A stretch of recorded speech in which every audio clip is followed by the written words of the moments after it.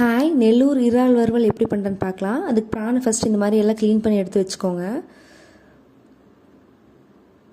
Next மஞ்சத்தூள், உப்பு, மிளகாத்தூள் போட்டு அது ஒரு 5 minutes மிக்ஸ் பண்ணி வச்சுருங்க.